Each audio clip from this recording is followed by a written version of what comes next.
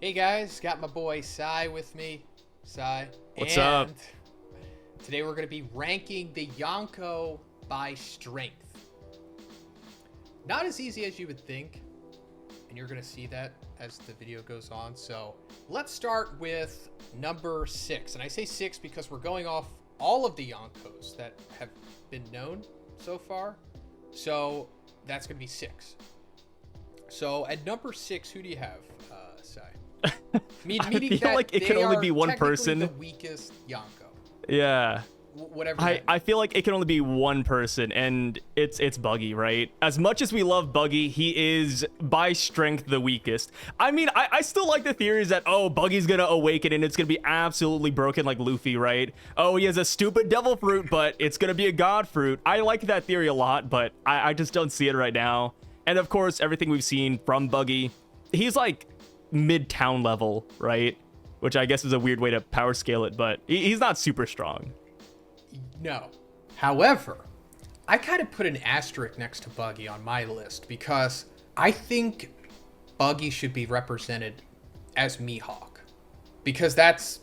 I think that's... Okay, wait, that's different then. Wait, that's completely different. Well, because I think that's what Oda is trying to tell us, right?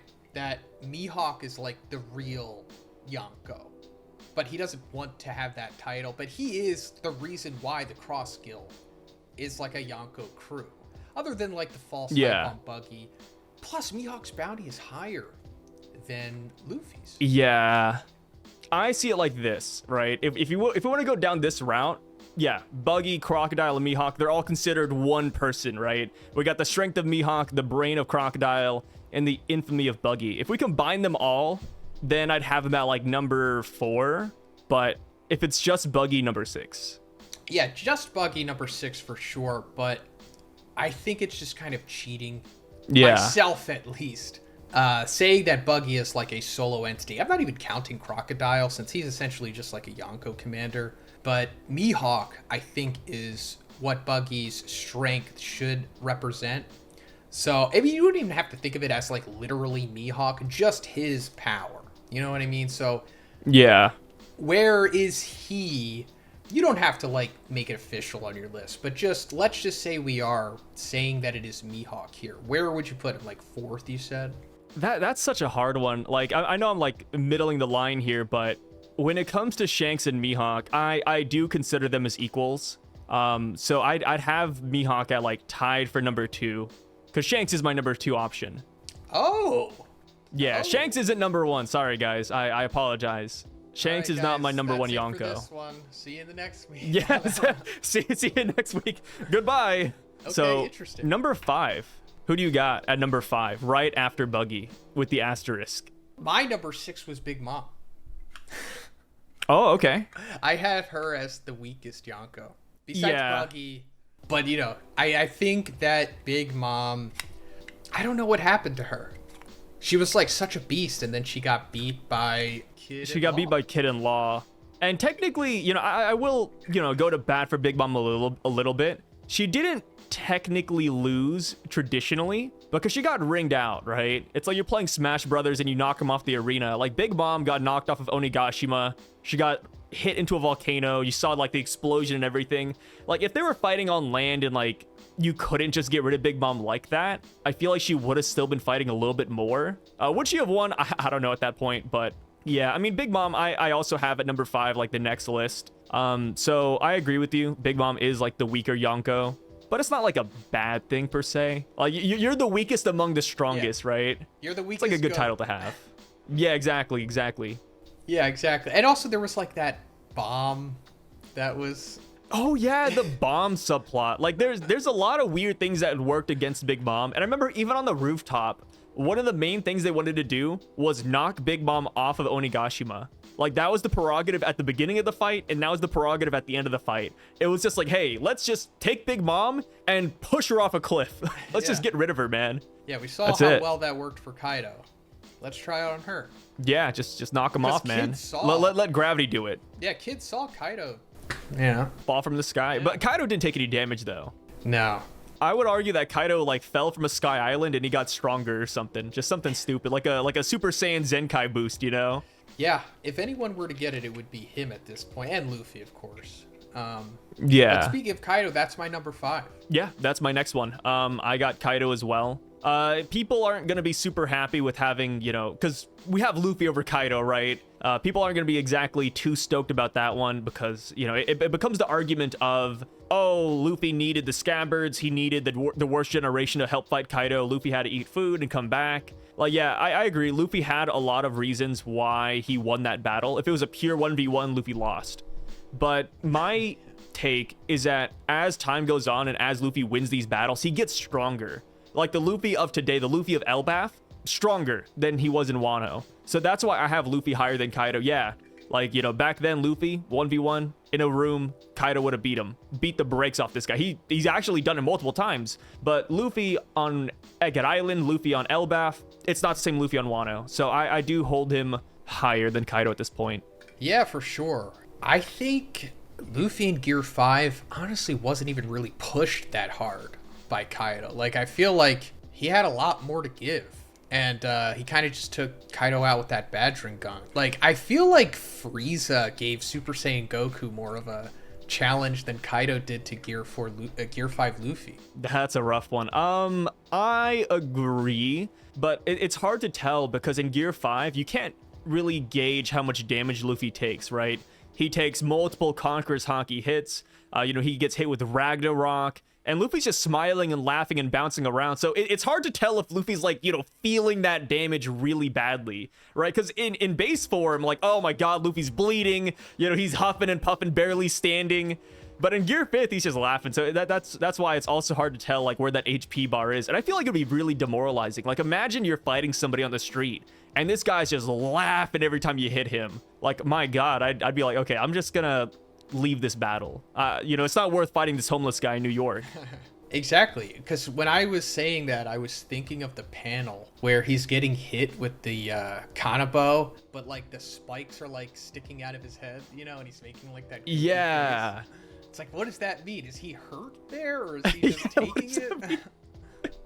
Yeah, is that like minus 5% HP or minus 10, or is that like a 0? Like, I don't know. Like, Luffy says it hurts, but he's also laughing while he says it hurts. Yeah. So it's hard to tell. Think, like, wow, Kaido, man, he really got his thunder stolen in more ways than one. Yeah, actually, in that fight. I think he's happy about it. Like, I see Kaido as a Douglas Bullet type character from Stampede, where he gets like beaten, but he's kind of happy about it, right? Like, you don't always want to be the strongest guy in the room. You want a challenge, and I think for the first time in a long time, Kaido finally got that. So that's why he was smiling near the end of that battle too. He's like, I'm not gonna dodge. I'll just take it. Let's fight Luffy. Which also, I gotta say, like, when it comes to Gear 5, Luffy has gotten better at using it because here on Elbaf, he fought the snake in Gear 5, which granted, it was like one hit, but he didn't go to his old man form. He didn't suffer that repercussion. So it's like, yeah, he is getting better. Yeah, definitely. Luffy was my number 4. Yeah, Luffy's my next one. Okay, so yeah. We kind of covered Luffy. Gear 5 is insane. However, I just don't know how far it can go because, like, Kaido's his biggest win right now for sure, but it's like, how is he gonna deal with the guys that I have listed above him? So my number 3 is Buggy, which is Mihawk. And yeah, I know Mihawk doesn't have the best topical feats, PR, if you will. All of his stuff is coming from Marineford, which is like very outdated. I said Marineford for Mihawk is kind of bad too, because he's got the Vista thing, let me measure the distance, and then he slashes, and then Jozu blocks it. Like, Mihawk has not looked good on Marineford, I will admit. That's rough. However, 3.5 billion bounty, Oda still telling us that he's the strongest in the world. And like I said, I think this is also Oda saying that Mihawk is a Yonko, because he essentially would have been the Yonko, right, if Buggy wasn't the face. Like, I don't remember the exact wording of what was going on when the Cross Guild was introduced, but I more or less felt like they wanted to make Mihawk the Yonko, but he was like, no, right? It's something like that. If I recall correctly, Mihawk just didn't have the ambition. Like, he didn't care, right? And that's why Buggy got it, because Buggy was able to rally Mihawk and Crocodile, supposedly, to his side. And that's kind of like why Mihawk became or not Mihawk. That's why Buggy became a Yonko, because he was able to get Mihawk. That's also That was like one of the main things. Because Yeah.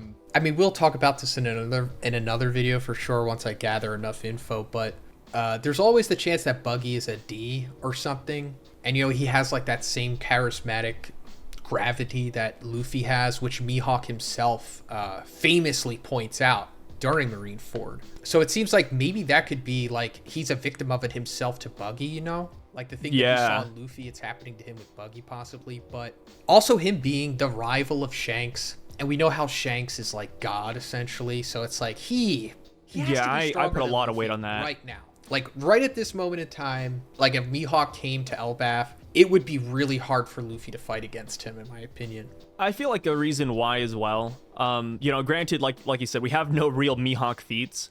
One thing we do have to remember is that Mihawk is a pretty hard counter to Luffy, just because he's a swordsman. I feel like swordsmen will always have that edge up on rubbery people. Luffy's noted that multiple times. He saw that little scene where Mihawk would have cut his arms off. Like, yeah, I think just Mihawk just has an edge on him. And I agree with you, and people might not like it as well, but I do have Shanks and Mihawk like side by side in terms of strength. I think there might be like a slight edge or something that puts Shanks like above Mihawk, but I feel like even when it comes to Shanks' moveset, you could tell that it's catered to fight Mihawk, because in Volume 4 Billion, the data book, Oda said that Shanks has an ability that cancels observation haki. Well, who's the guy that's known for, pretty decent observation haki or has the hawk eyes? Well, it's Mihawk, right? So you can tell like their rivalry shows in their just moveset in general. So I do have them like right next to each other. And I think it was recently confirmed or, I don't know, implied that Mihawk doesn't have Conqueror's haki. The Vivid cards have never stated that he has Conqueror's haki, Yeah. which is a little bit odd because, they said that Sengoku has it and we've never seen that either. But when it comes to Mihawk, like, if he doesn't have it, I think that's just a bigger flex. Like, I don't think it's super detrimental. Like, if Mihawk doesn't have Conqueror's haki and he's standing up on this list with all these other people who do have Conqueror's haki, I think that's huge. Yeah. So whether he has it, whether he doesn't have it, I think it's fine. He doesn't have it, he's rolling with the big dogs anyways. If he does have it, par for the course, right? That's how I see it. That's a great segue into my number 2, because I'm hoping the same thing applies to this character, and it's this guy right here. Blackbeard. Oh my god. You got him at number 2? You got Shanks above him? For now. Blackbeard is implied to not have Conqueror's haki, right?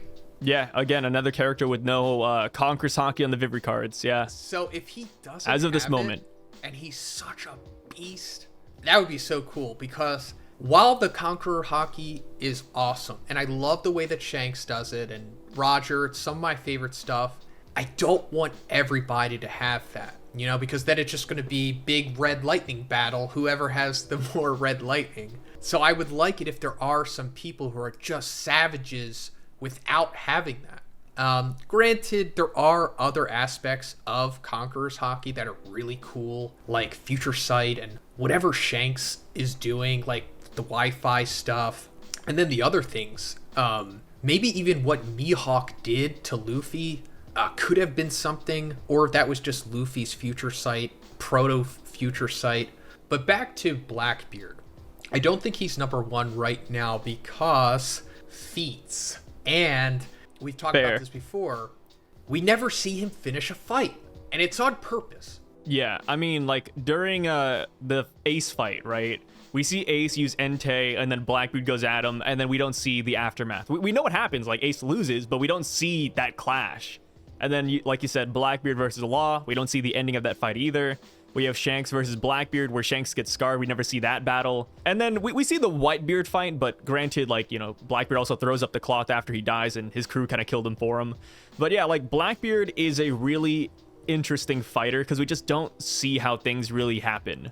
And I feel like when it comes to Blackbeard, the reason why I have him above Shanks is because Shanks really wants to take Blackbeard down. Like, in a weird way, like, Blackbeard is Shanks' goal. He's reading newspapers about Blackbeard. He went to Wano for Blackbeard. He went to Whitebeard to tell him to not, send Ace after Blackbeard. He went to Marie Joie. We don't know who Shanks was talking about. He was like, hey, Gorosei, like, there's a pirate you need to, take note of. We don't know who he was talking about, but I think it's Blackbeard. Like, this guy, Shanks, revolves around Blackbeard. So because of that, I do have Blackbeard higher. I just think his potential is there. And Blackbeard, without a devil fruit, no devil fruit in hand, not one, not two, but he was able to scar Shanks. And Shanks said that that scar is what aches the most. Like, I was like, dude, what?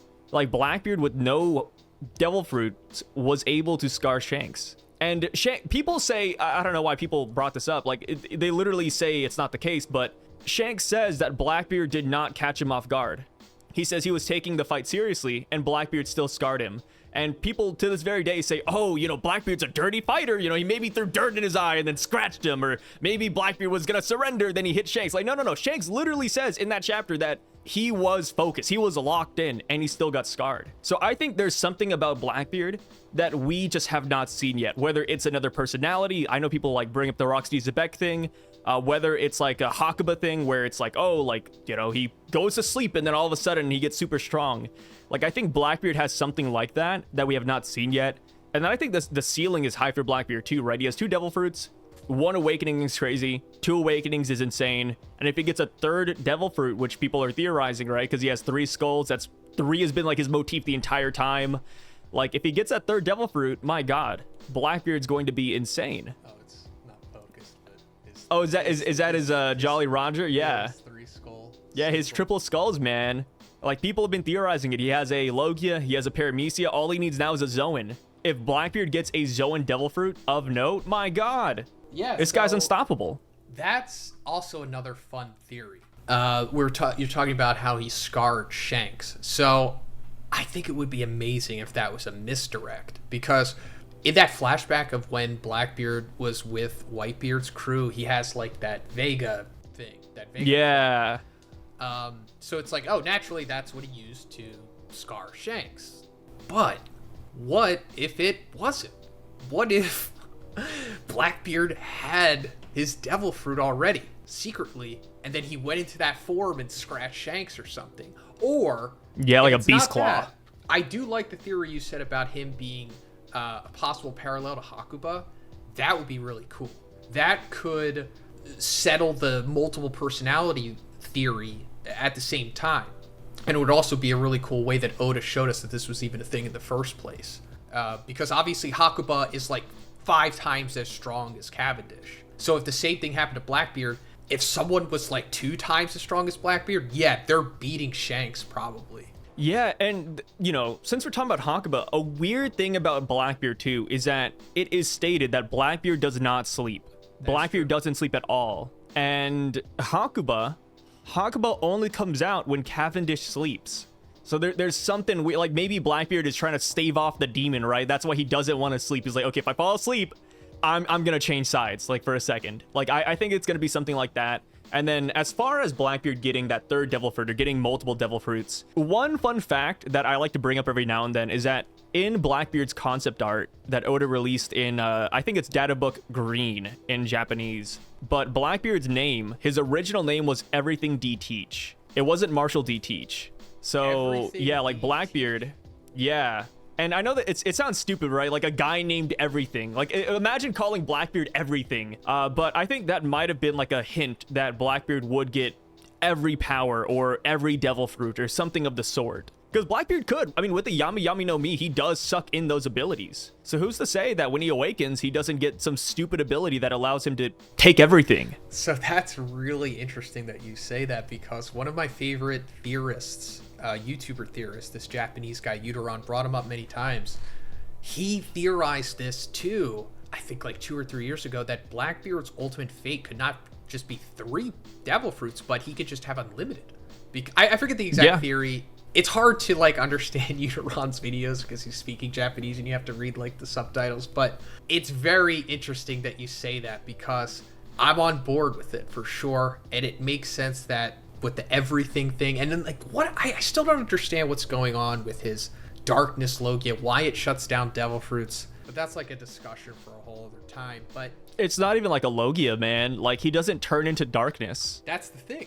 So it's like, it's just, man, we need that Void Century flashback already. Yeah, we need some explanations here. I need to know why these things are the way that they are, but yeah, that's funny. the list, guys. Hopefully the editor will have what Hopefully it's what digestible. Sai's list here, my list here. Let me know your list in the comments. And also let me know how upset you are with the opinions that we have in this video.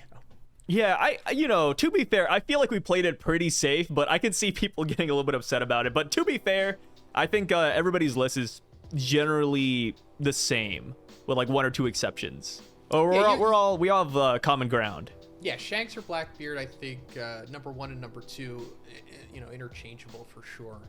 Yeah. But yeah, as usual, subscribe to Sai, and I'm going to end the video before he can have a rebuttal. See you guys.